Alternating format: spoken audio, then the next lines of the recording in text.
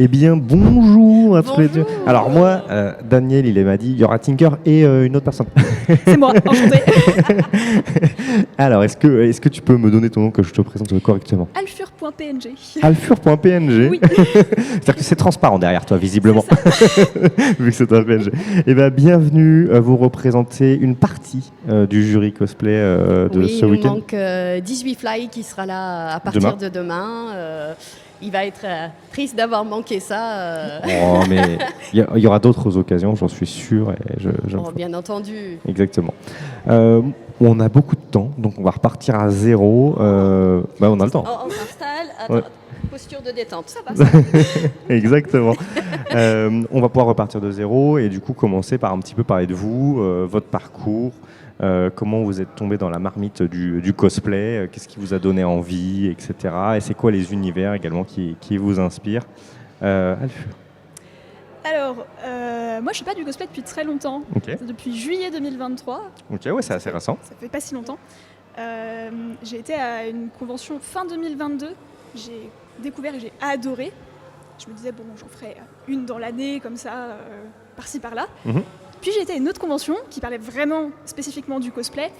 Et en fait, j'ai adoré. Je me suis dit, mais je ne veux pas en faire une par an, je veux en faire plein, je veux faire plein de costumes.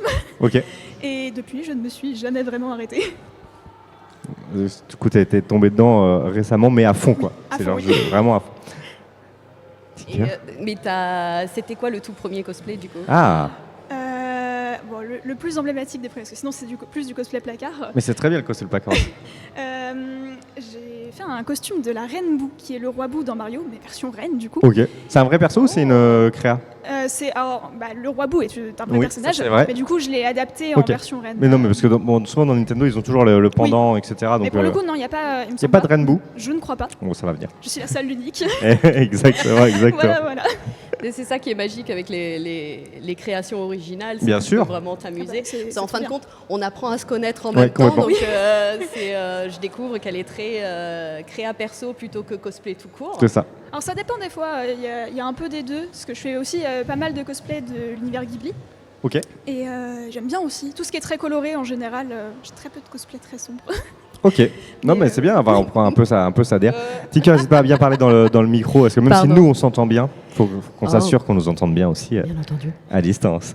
Est-ce que tu peux revenir un petit peu sur ton parcours? Ah, moi, j'ai toujours l'impression d'être débutante, mais non, en fait, ça fait quelques années maintenant.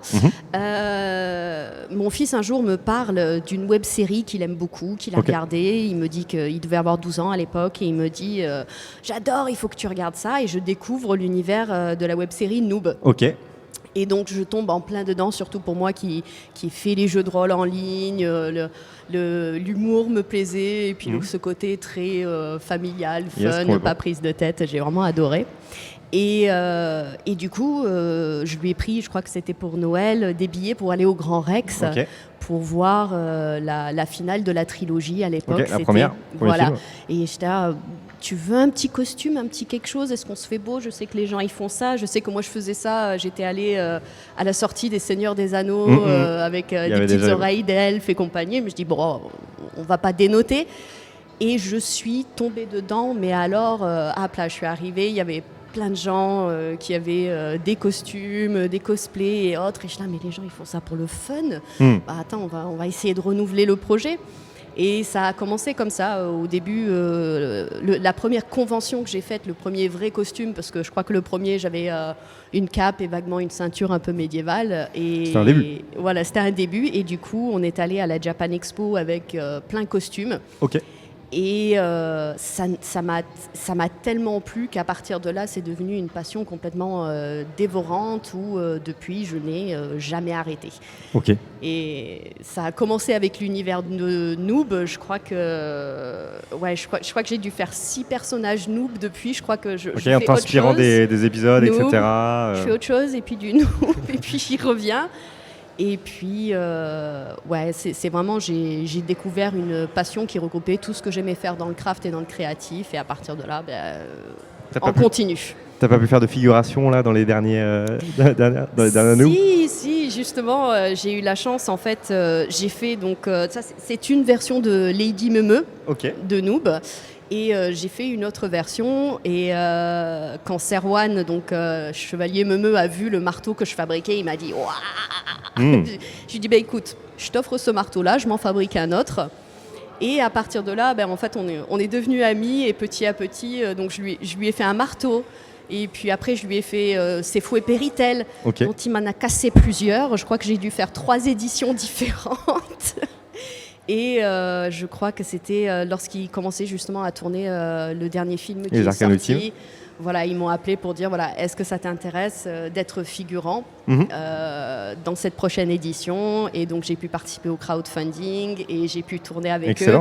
Donc je suis la double maléfique de Chevalier Meumeu. Et en tant que fan, c'était vraiment... oui, c'est un aboutissement. Ah ouais, mais j'étais aux anges comme un gosse. Et en fait, entre moi et Serwan sur le plateau, c'était plutôt ingérable. Mais juste d'avoir pu poser ma pierre à l'édifice, c'était franchement magique. Excellent. Donc un beau parcours et qui est déjà à l'apothéose, mais ça continue. Ah bah oui, on continue à faire des belles choses, mais c'est vrai que d'avoir commencé avec cet univers et de faire un cercle complet, de venir en tant que spectateur et fan avec des étoiles dans les yeux, pour ensuite revenir, le dernier grand rêve que j'ai fait, c'était pour l'avant-première, et de me voir à l'écran, c'était, en tant que fan, je crois qu'on a tous quelque chose comme ça où on rêverait de pouvoir faire partie de l'univers. Et là, j'étais comme une gosse. Alors, quand on fait de l'anime ou du Ghibli, c'est plus difficile d'apparaître à l'écran. Je ne sais pas ce que tu en penses. Toi, du coup, si jamais tu devais... peut-être que tu as déjà des projets qui sont en cours d'ailleurs. Si jamais vraiment tu devais faire un truc hyper inspirant ou tu n'as pas encore osé toucher à cet univers-là, peut-être tout ce qui est... Alors moi c'est plus du coup très axé, très cosplay. Tout ce qui est les cosplays avec plein de petits détails, plein de broderies partout et tout ça. Donc là c'est plus tu rentres dans la technique, c'est-à-dire que j'ose pas celui-là parce que techniquement en fait, c'est très long et j'ai pas énormément de patience malgré ce qui paraît des fois. Du coup à chaque fois je me dis c'est super chouette, mais est-ce que j'ai vraiment la patience de faire ça? Je suis pas sûre. Je vais partir sur un cosplay hyper simple qui n'a pas beaucoup de broderies, tout ça. Donc à chaque fois je repousse. Mais un jour ça va arriver, on y croit. Est-ce que tu te dis, toi dans ta philosophie du cosplay, c'est vraiment tu fais tout, le max, rien. Il n'y a pas que juste faire les cosplays entièrement à la main, j'aime beaucoup ça, mais je fais aussi pas mal de cosplay placard. Ma robe aujourd'hui, je ne l'ai pas du tout faite moi-même, je l'ai trouvée non, mais fois oui, c'est ça. Je l'ai adaptée. Placard plus, en gros, tu ne vas pas t'acheter un cosplay déjà tout fait. Ah, peut-être. Je l'ai jamais fait, mais ça me dérangerait pas du tout de le faire si un jour j'ai vraiment un gros coup de cœur. Après, maintenant, il faut savoir qu'en termes de qualité, il y a eu un up. Encore à une époque, on achetait, c'était du niveau déguisement, on va dire.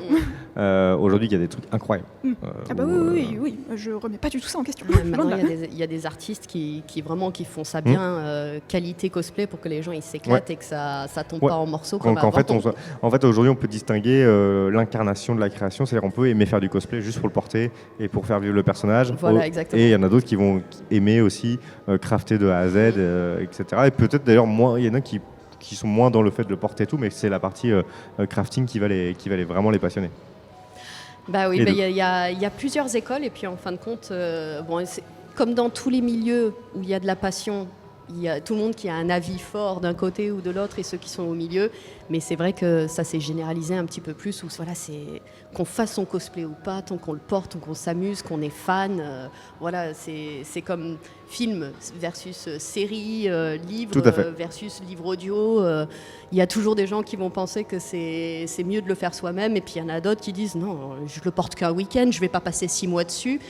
Et puis après, il y a ceux qui sont un peu maso, qui vont passer 6 mois dessus pour le porter un week-end. Il y en a, il faut le porter tous les jours, mais ça, c'est un autre délire. Je cherche encore un métier où je peux faire ça. Je travaille dessus. Pourquoi pas. On va revenir concrètement sur le concours, ici à Boken Geek. On est sur quel format de concours, combien d'inscrits, un peu plus d'infos techniques comme ça? Alors, je crois qu'au niveau des inscrits, on s'est arrêté à 20 ou 25. On a la catégorie prestations, donc où c'est pas nécessaire d'avoir fait son costume eux-mêmes. Ça c'est intéressant. Ça ouvre un peu à des possibilités à certains qui n'oseraient pas en disant moi j'ai pas tout fait là, mais j'ai quand même envie de participer, quoi. Et ça c'est quelque chose dont l'association AMF est vraiment très fière, parce qu'en fin de compte le format général on l'a beaucoup vu.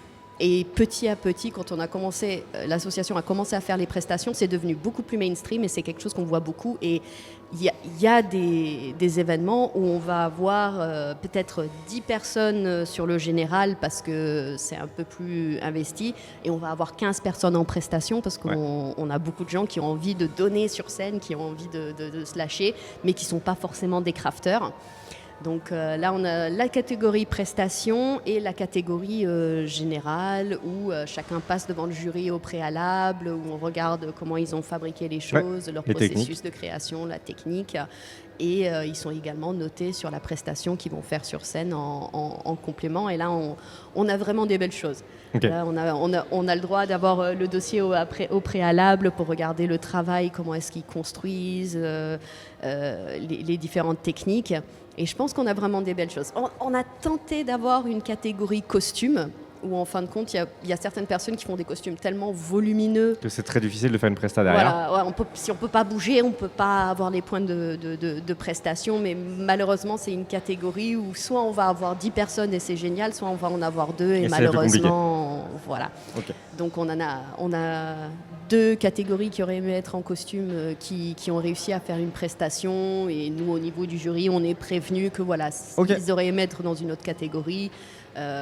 Mais ça ne les empêche pas de se présenter, de monter, de faire des belles choses.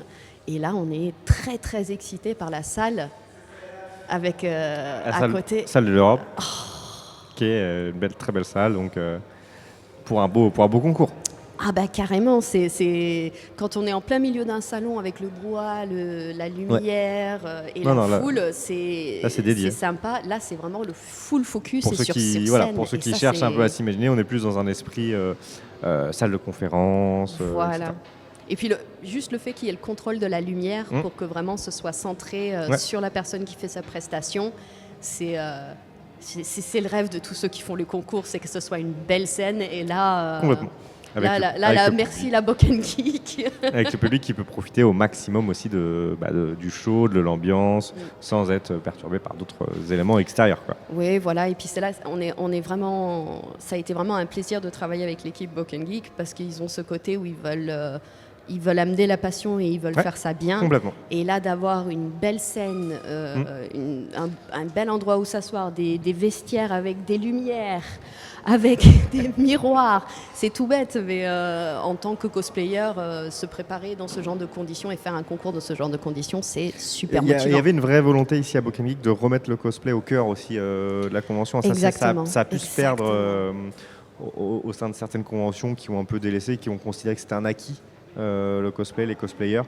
Ici, il y a eu une volonté de reprendre le sujet, de dire non, on va mettre les choses, on va faire les choses bien, on va faire des activités comme nous demain aussi en plateau avec les cosplayers, avec les différentes interviews qu'on a, et avec un cosplay de bonne qualité, enfin un concours très bonne qualité dans une salle, avec tout ce qu'il faut, quoi. Exactement, c'est souvent le débat des associations qui font les salons et autres, où en fin de compte, le cosplayer, il fait l'animation sur salon juste par sa présence. Et c'est souvent pris pour acquis parce que c'est sûr, c'est pas un stand.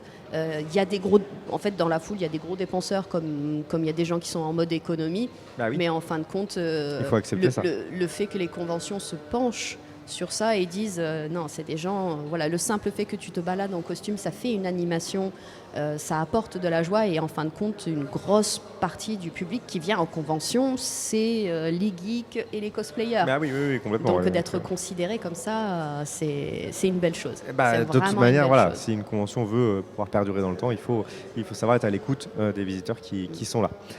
En termes d'expérience de jury cosplay, je vais te laisser un peu la main. Est-ce que c'est une première expérience ? Est-ce que tu as déjà eu l'occasion ? Alors pour moi, c'est la première fois. C'est un baptême. Oui, je suis un peu stressée quand même, parce que faut réussir à tout voir et tout. Je sais que des fois, moi, ça m'agace après les concours, quand je me dis « Ah, mais ils n'ont pas vu ça, ou j'ai oublié de parler ça ».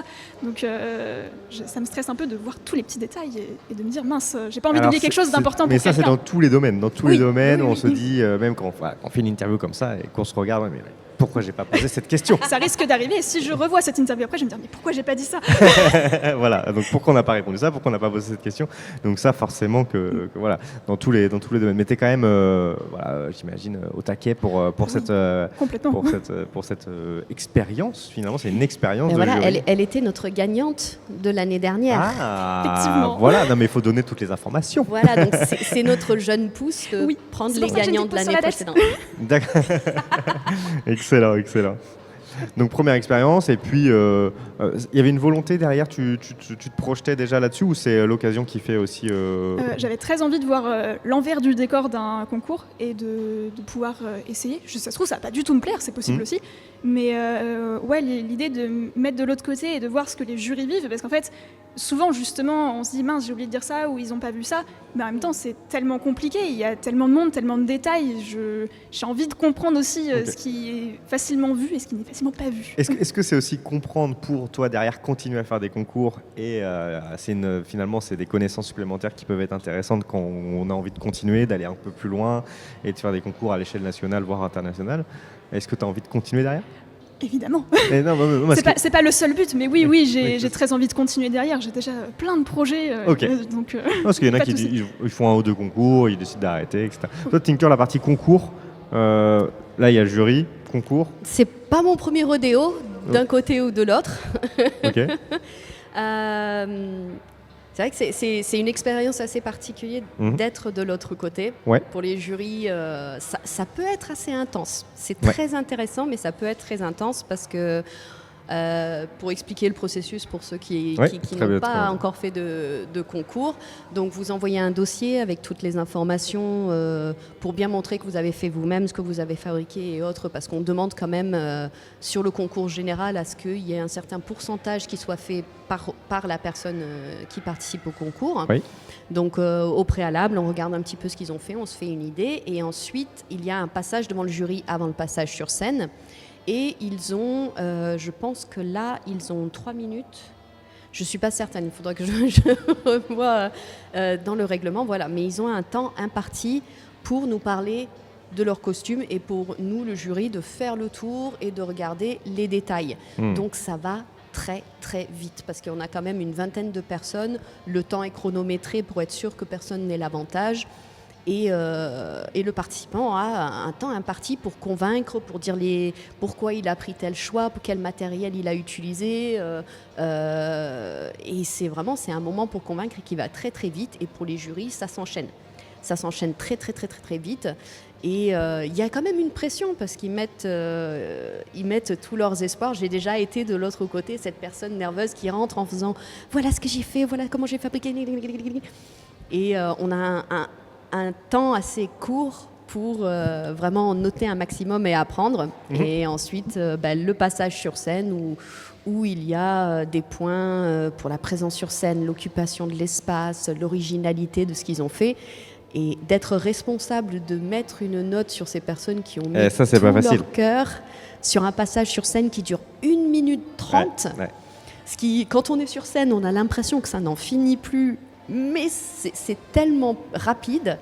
Et puis après, là, entre jurys, de discuter de ce qui nous a plu, de ce qui nous a pas plu, de choisir le plus méritant du lot, c'est... Ça peut être un crève-cœur aussi, hein, parce que des fois on Ouais. sent que voilà, il y a eu vraiment beaucoup. il y en a qui ont mis toute leur âme dans leur cosplay, mais bon, il y a meilleur Voilà, il y parce que a un ça. podium, et c'est vrai, généralement les concours permettent au jury, si vraiment on a notre podium qui est clair, mais cette peut avoir un personne petit est prix tellement supplémentaire. méritante. Voilà, on essaye toujours de s'arranger pour que, est-ce qu'on peut pas faire un coup de cœur jury ou un prix Forge, quelque chose, parce qu'ils sont vraiment méritants.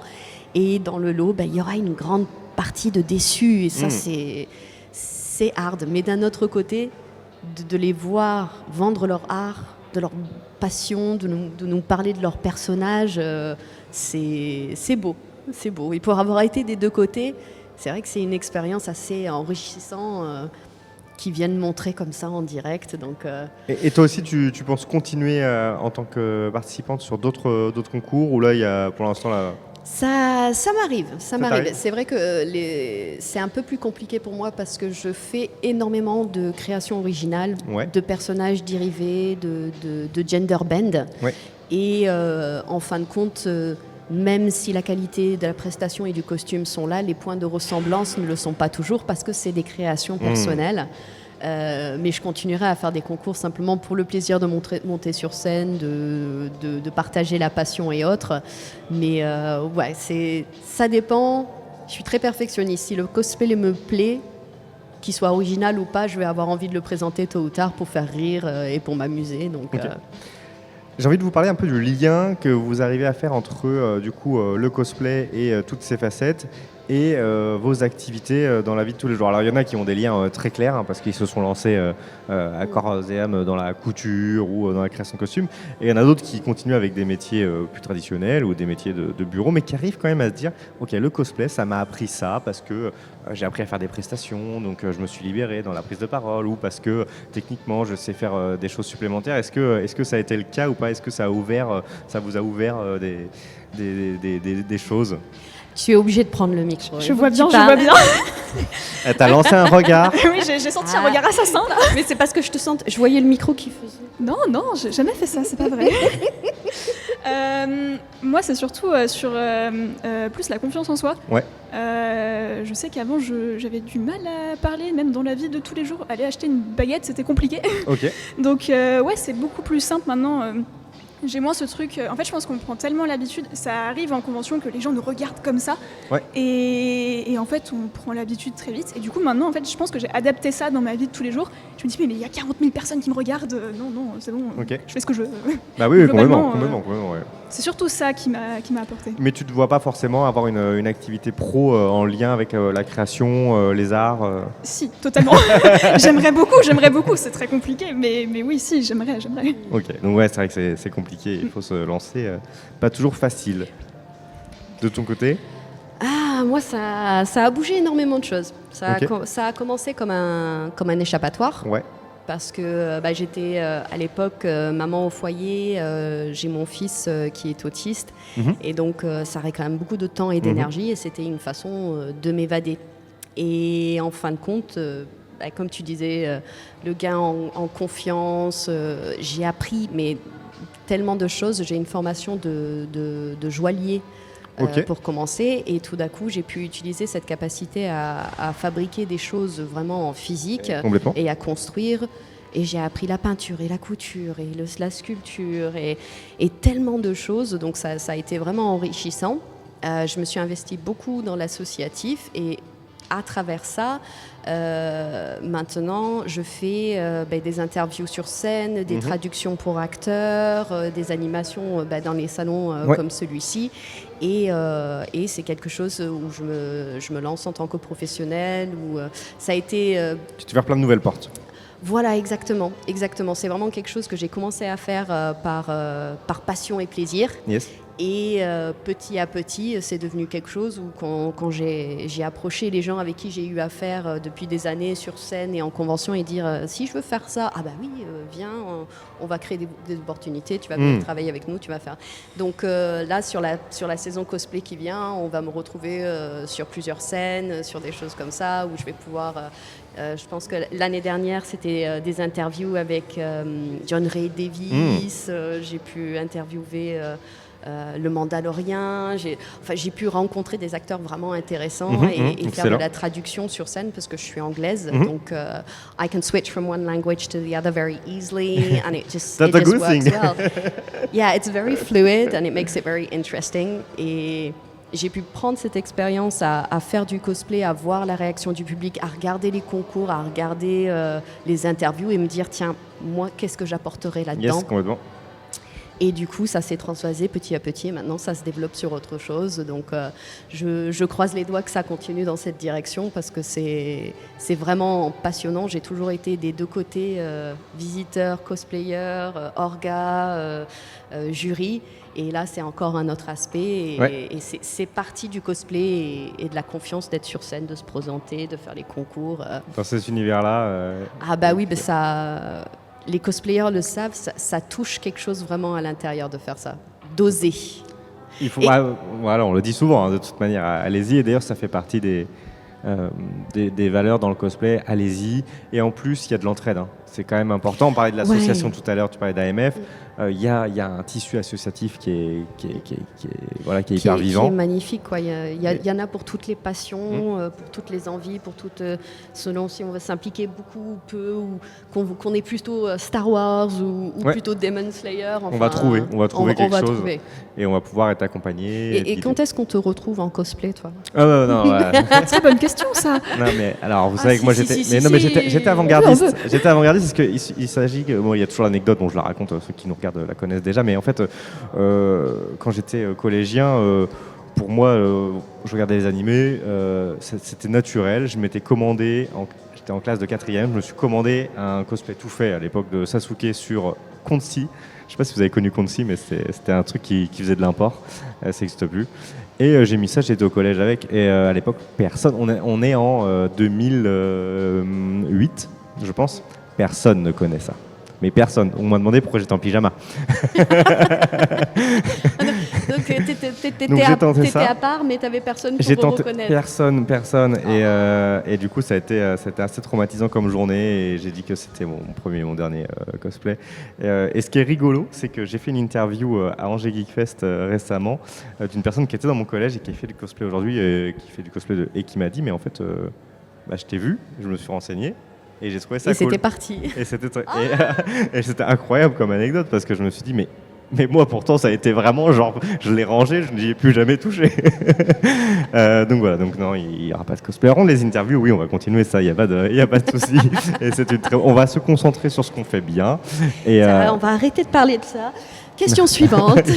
non, mais c'est très intéressant. Et nous, c'est vrai que ça fait. Mais la présence en convention, et on en parle souvent, la vision en France du cosplay, il y a encore beaucoup à travailler. Parce que c'est vrai que c'est une petite bulle. Hein. Les conventions, c'est une petite bulle bienveillante. Et ça y est, ça fait des années qu'on sait que on dit plus c'est qui ces gens déguisés. Et on comprend que c'est des artistes qui font un travail à différents niveaux, que ce soit dans la presta et dans la. Voilà. Ah, Vas-y. Corne, ça m'a distrait. En fin de compte, ne serait-ce qu'entre le moment où j'ai commencé aujourd'hui, avant, si je disais que je faisais du cosplay, il y en avait la moitié qui disaient de quoi? Qu'est-ce que c'est? Tu leur dis, ils te disent tu mets des déguisements pour. Voilà.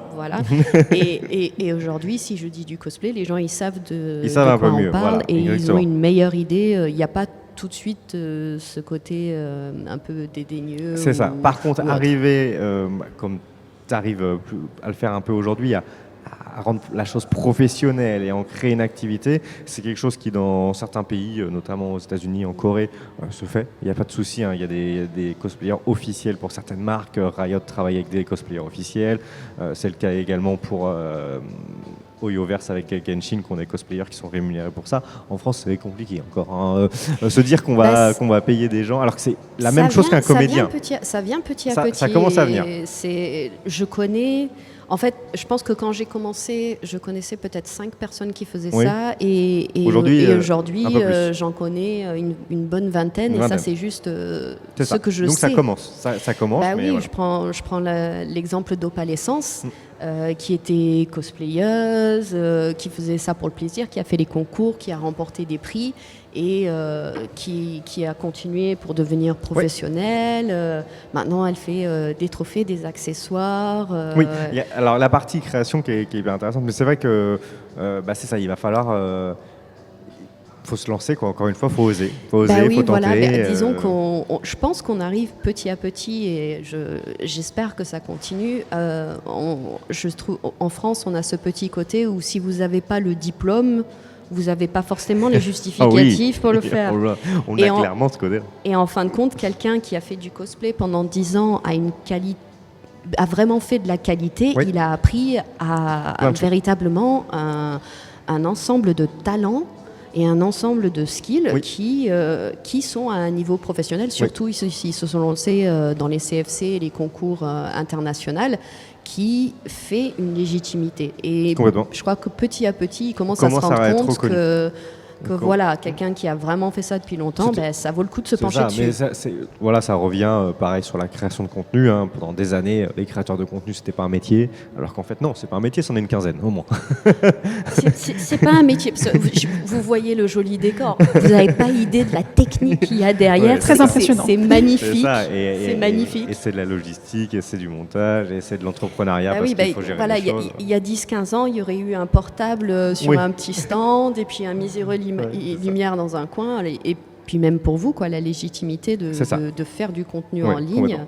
et d'avoir l'occasion de faire ça, c'est bon espoir travail. pour tout le monde. Oui, On y ah va bah, avec le complètement. cosplay aussi. Ouais, exactement, exactement. Donc c'est donnant-donnant. Hein. De toute façon, tout le monde crée, tout le monde échange, et ça fait du contenu à partager intéressant, et ça ouvre aussi, voilà, peut-être les personnes qui n'osaient pas se lancer, qui vont vous écouter, qui vont se dire bon allez, cette fois-ci j'y vais. Lancez-vous, lancez-vous. Lancez-vous. Il reste.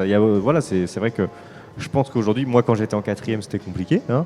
Aujourd'hui, c'est plus facile quand même de dire, voilà, j'ai des sources d'informations, des contacts que je peux prendre Il facilement. y a tout en ligne. Il y a tout en ligne. En fait, 99% des cosplayers, ils sont autodidactes. Et aujourd'hui, il y a des livres, il y a des vidéos. Ouais. Vous pouvez aller à la recherche, au contact de la communauté qui va vous donner ces infos. Enfin, c'est vraiment, si vous avez l'envie, osez, parce que, comme on disait, ça peut vraiment changer une vie. Ça peut donner confiance, ça donne une communauté, ça peut créer des passions. Allez-y, C'est ça. allez-y. Le message est passé. Allez, on va profiter du dernier quart d'heure qu'on est ensemble pour mettre un peu le cosplay de côté. On a parlé du cosplay. Et on va parler un petit peu de la pop culture au sens large. Vous, aujourd'hui, qu'est-ce que vous aimez lire, regarder, écouter? Est-ce qu'il y a eu des coups de cœur récemment? Est-ce qu'il y a des choses... Normalement, quand on fréquente, quand on est dans ce milieu-là, quand on fréquente ce genre d'événements, on continue un petit peu de s'intéresser à tous les univers de la pop culture au sens large. Hein. Est-ce qu'il y a eu des coups de cœur récemment de votre côté? Pas forcément. Pas forcément pour toi. Attends. Récemment, non, pas forcément. Non, mais après, mais- ça peut être un coup de cœur all-time. Un truc que tu dis, si vous n'avez pas vu ça. Alors, moi j'ai une petite regardez-le. recommandation, mais qui est inconnue au bataillon, j'ai Mais l'impression. c'est Chaque fois que encore j'en mieux. parle, personne ne connaît. Mon animé préféré, c'est Summer Ghost. Je ne connais absolument pas. Sortez les mouchoirs, par contre, je vous préviens. Mais ouais, je vais pas vous le pitcher parce que je pense que je vais très mal le pitcher. Je ne vais pas faire honneur à l'œuvre que c'est, que je trouve incroyable. Ça a un style visuel qui est très particulier, qui plaît pas à tout le monde justement. Ok. Mais moi j'aime beaucoup, justement, la plupart de mes animés préférés ont toujours un style Une très patte différent, graphique, très ok. varié. Donc ça joue dans Donc dans ouais, la version. ça joue beaucoup. Et les musiques aussi. Silent Voice a des musiques magnifiques que j'écoute mais en boucle. Ok. Si ça va pas, je mets ça et tout va beaucoup mieux. Donc toi, t'es très anime manga, plutôt anime. Ouais. Tu lis aussi un petit peu. Je lis un tout petit peu, mais vraiment c'est ridicule Très à anime. côté des Parce que animés. j'ai l'impression qu'aujourd'hui, c'est vrai qu'on a une telle dose d'animé, et c'est difficile de savoir s'accrocher et savoir qu'est-ce qu'on a envie de regarder. En fait, au début, j'ai essayé de regarder tout ce qui était populaire et Mhm. tout ça. Et Ouais, bof. j'ai un avis très mitigé sur la fin de l'Attaque des Titans. Et là, je me suis dit, mais en fait, peut-être que je n'aime pas ce que tout le monde aime. Ah oui, Donc j'ai cherché plein de choses qui étaient dans plein de styles différents pour trouver le style que j'aimais. Et Ouais. c'est normal que tout le monde n'aime pas le même style, en fait. Complètement. Donc, Bon, après, en plus, il faut savoir que nous, on est biaisé parce qu'il nous arrive, et qu'aujourd'hui, un peu moins, on est de plus en plus proche de tout ce qu'ils ont au Japon, et que eux, ça fait des années qu'ils ont des styles, même pour les personnes. Moi, je vois ma mère ne lirait jamais aucun manga qui est disponible en France parce que ça n'intéresse pas. Par contre, j'ai découvert des mangas au Japon, des polars, comme elle pourrait lire ces bouquins polars, qui sont plus à un public comme elle. Et c'est vrai que nous, on peut aller chercher un peu plus loin. Tinker, je suis sûr que tu avais plein de coups de cœur à nous partager. évidemment. Non, pas tant que ça. En fin de Ah. compte, je reviens régulièrement à mes préférés, mais en fin de compte, moi, je suis une liseuse de livres. Ok. Et je crois que le coup de cœur de l'année, c'est la dernière sortie de Brandon Sanderson, Mhm. qui est, je pense, le titre en français est Le vent de la vérité. Ok. C'est dans la série Les Chroniques de Rochard. Ok. Et c'est une série fantastique, épique fantastique, qui dure maintenant depuis... Des plombs Des plombs. On parle de bons pavés de 700 à 800 Ok. pages.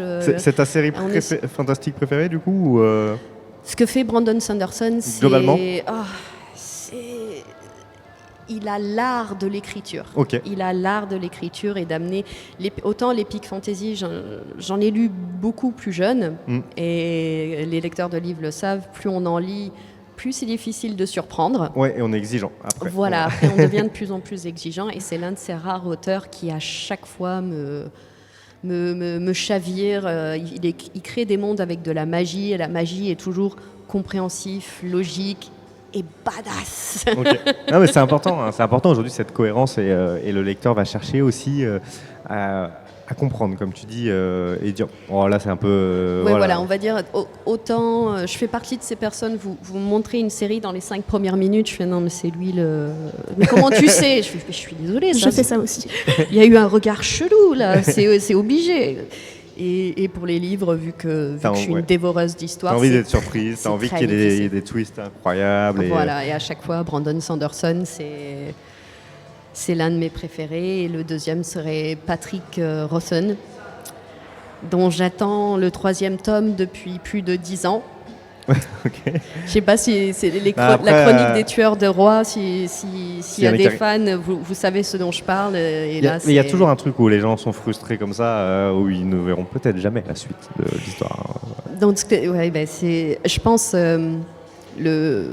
dans le milieu de la lecture epic fantasy, le pire, c'est le drama d'attendre le dernier Game of Thrones. Je sais plus s'il faut l'attendre. Alors, je vais peut-être pas faire que des amis avec ça, mais en fin de compte... il y a des chances que le dernier livre se fasse à posthume à ce milieu-là. On l'attend maintenant depuis... Soit posthume, soit... Ouais, c'est ça. Est-ce que finalement, le fait qu'il y ait eu la série, qui du coup, il est vraiment beaucoup d'argent maintenant, il en a plus rien à foutre? Peut-être. Je pense aussi qu'il a un certain âge, et la discipline oui, pour écrire un livre. Mais il fait plus de conventions qu'il ne fait d'écriture, je crois. Il s'éclate. Ouais, alors là, il s'éclate. On le voit partout. Il a plein de trucs. Il n'est pas encore venu en France sur les conventions, mais il s'éclate. Et voilà, et en fin de compte, ça rejoint Brandon Sanderson qui... Il est âgé aussi il a tendance à finir... Il a fini la série de La Roue des Temps. Oh, c'était La Roue des Temps, aussi. Ok, d'accord. Non, il a fini à posthume La Roue du Temps. Il y avait 2 tomes qui n'étaient pas finis. Ok, d'accord. Et c'est lui qui a repris et qui a fini. Okay. Donc je me dis... Si c'est lui qui finit la série Game of Thrones, on espère que George R. R. Martin finira, mais si c'est pas le cas, si c'est Brandon Sanderson, je serais ravi. Il faut pas, je pense, avoir de préjugés. Il y a des gens qui sont capables de reprendre avec une très bonne fidélité et faire des choses qui sont très très belles. Il a très très très bien fini cette série, et il a une accroche. D'ailleurs, si vous n'avez pas essayé, allez-y. Allez-y. Ok. Tu lis un petit peu sinon du roman ou pas du tout? Très très très. C'est dur, hein, c'est très occasionnel. Non mais c'est occasionnel. Est-ce qu'à l'inverse, la question totalement inverse, est-ce que vous avez regardé un truc et vous avez trouvé insipide et vous avez envie de dire aux gens ne regardez pas? Ça, c'est une question un peu disruptive, hein. Une contre-recommandation, ne regardez pas ça. Je vais pas me faire des amis, moi. Mais vas-y, dis-nous qu'il ne faut pas regarder quelque chose. Alors c'est pas qu'il faut pas regarder, je pense qu'il faut regarder parce que c'est quand même intéressant, mais que moi je pense que ce n'est pas pour moi. Je reviens un peu dans le même style. Jujutsu Kaisen, c'est très bien, hein. Mais moi je suis complètement perdue sur la fin de ce qui est sorti en animé. Je ne comprends pas, je me dis mais on n'est plus du tout sur ce qu'il y avait à la base. Moi c'est pas vraiment ce qu'on m'a vendu, j'ai l'impression. Alors je comprends qu'il y a plein de gens qui aiment bien. Tu parles par rapport à la saison 2 du coup, c'est ça? Parce que moi j'ai regardé que la 1, mais alors déjà la 1 je me suis dit voilà, c'est encore le même schéma. En fait, je suis désolé de cette exigence, hein, tous ceux qui sont fans de Demon Slayer, etc. C'est toujours le même schéma de série. Je passe mon temps à voir la même chose. Regardez quelque chose comme Vinland Saga, là vous allez avoir un truc qui casse complètement entre la saison 1 et la saison 2 et vous dites mais comment l'auteur il a osé faire ça, et c'est trop bien. Voilà. Mais en vrai, c'est intéressant. C'est vrai que ça reprend beaucoup de schémas de base, en fait. Oui, mais sur la fin, je trouve que ça part un peu, ça s'éparpille un peu, et du coup... moi qui n'ai pas lu les mangas, j'étais un peu perdue. Je me disais mais pourquoi, c'est quoi le but de tout ça? Qu'est-ce qui se passe? Peut-être que ça va répondre à ta question prochainement. Mais... Peut-être, j'espère. Je pense que les gens ont envie d'être rassurés avec des schémas qu'ils connaissent, avec des progressions de personnages qui sont un peu tout le temps les mêmes, mais je pense qu'à bout d'un... je sais pas, peut-être que c'est en grandissant comme ça, hein, mais moi je suis pareil, je suis un peu plus exigeant, et des fois je commence à lire un bouquin, 3-4 pages, non. Si c'est du déjà vu, on est vite blasé. Oui, c'est ça. On est vite blasé, et puis si c'est prévisible, Non, il faut pas regarder K-pop Demon Hunter.